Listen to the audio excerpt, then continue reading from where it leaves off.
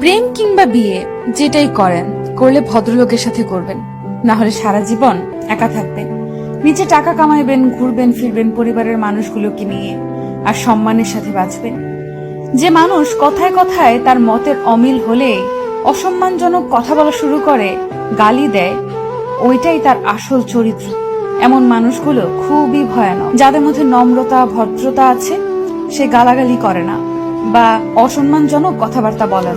এমন মানুষগুলোকে ছাড় দিয়ে যত চলবেন, ভালোবাসা দেখাতে যাবেন, নিজের লস। এরা আপনাকে মানসিক রোগী বানানো ছাড়া কিছুই দিতে পারবে না।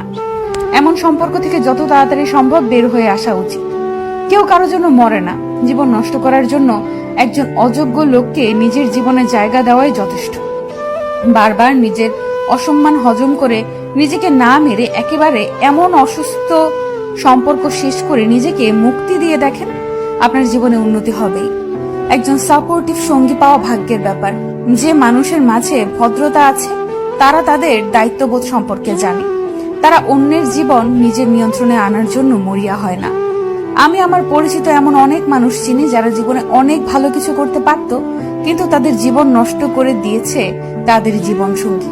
আবার এমন অনেক মানুষ দেখেছি যারা জেনে শুনে ভুল মানুষের প্রতি ইমোশনাল হয়ে নিজের ক্ষতি ডেকে আনছে। ভালোবাসলে আগে নিজেকে ভালোবাসা উচিত, এরপর অন্য কেউ। ভালোবাসা যদি ভালো থাকাই কেড়ে নেয়, এমন ভালোবাসা দিয়ে কি করবেন?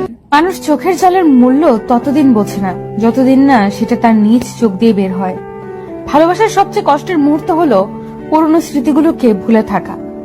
এই কেমন কষ্ট! না কাউকে দেখানো যায়, না কাউকে বলা যায়, না শুয়ে থাকা যায়, না ভুলে থাকা যায়, না ফেলে দেওয়া যায়। শুধু প্রত্যেকটা সেকেন্ড বুকের ভেতর অনুভব করা যায়। এর নামে কি ভালোবাসার কষ্ট? কখনোই প্রিয় মানুষের কাছে নিজের দুর্বলতা প্রকাশ করবেন না। যদি আপনি প্রকাশ করেন, তখন সে আপনার দুর্বল জায়গায় আঘাত করবে। কখনোই কাউকে বেশি আপন ভাবাটা ঠিক নয়, কেননা কিছু সময় পরে সেই ব্যক্তিটি পর হয়ে যায়।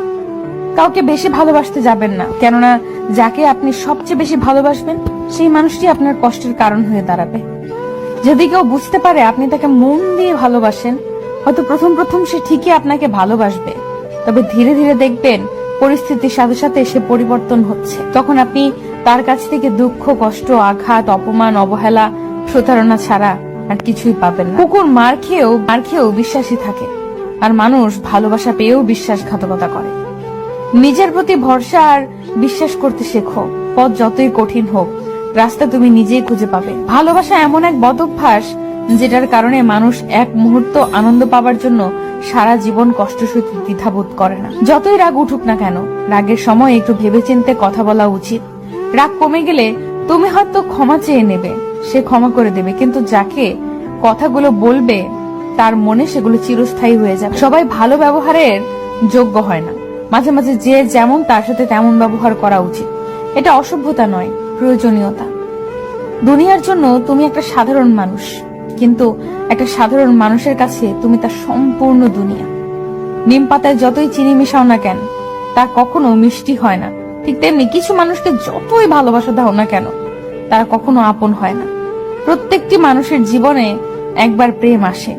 সে প্রেম কারো জীবনে এসে সুখ দিয়ে ভরে যায়, আবার কারো জীবন থেকে সুখগুলো কেড়ে নিয়ে দুঃখ দিয়ে ভরিয়ে দেয়। তখন মানুষের জীবনে শুধু কষ্টই রয়ে যায়। যদি ভাগ্যক্রমে তোমাকে পেয়ে যাই, তাহলে তুমি হবে আমার সবচেয়ে বড় উপহার। একটা বাস্তব কথা কি জানেন? আমাদের পছন্দের মানুষগুলো কখনোই আমাদের হয় না, কখনোই না। পৃথিবীতে সত্যিকারের মানুষ চেনা বর্তমানে দুঃসাধ্য এক ব্যাপার হয়ে দাঁড়িয়েছে। হাজার মানুষের ভিড়ের মাঝে থেকেও বোঝা যায় না কে সত্যিকারের শুভাকাঙ্ক্ষী আর কে মুখোশধারী। অন্যকে ঠকিয়ে নিজেকে সুখী ভাবতে পারো, কিন্তু জীবন তোমাকে কখনো সুখী থাকতে দিবে না। প্রথম প্রথম সবাই পাশে থাকতে চায়, পরবর্তীতে পরিস্থিতি অনুযায়ী সবাই বদলে যায়।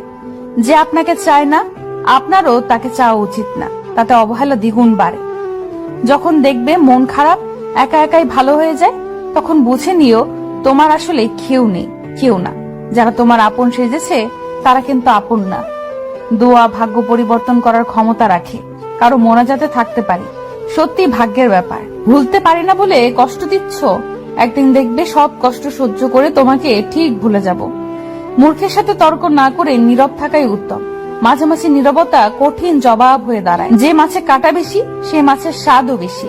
যে ব্যক্তি সৎ বেশি তার জীবনে কষ্টও বেশি। জীবনে কখনো কখনো এমন কিছু তিক্ত অভিজ্ঞতার সম্মুখীন হতে হয় যা মৃত্যুর চেয়েও ভয়ঙ্কর যন্ত্রণা দেয়। এসব কারো কাছে বলা যায় না, চুপচাপ সই নিতে হয়। পুরুষ মানুষের সত্যিকারের ভালোবাসা ভয়ঙ্কর সুন্দর। কোনো পুরুষ যখন পাগলের মতো কোনো নারীকে ভালোবাসে তখন তাকে ভাগ্যবতী বলা যায়। কিছু মুহূর্ত থাকে আমাদের জীবনে যা মনে পড়লে যতই হাসি খুশির মধ্যেই থাকি না কেন চুপ হয়ে যায়। সময় বদলে যাবে কিন্তু স্মৃতিগুলো মনে থাকবে। ফ্যামিলি তোমার পছন্দের সবকিছুই দিবে, শুধু তোমার পছন্দের মানুষটা ছাড়া।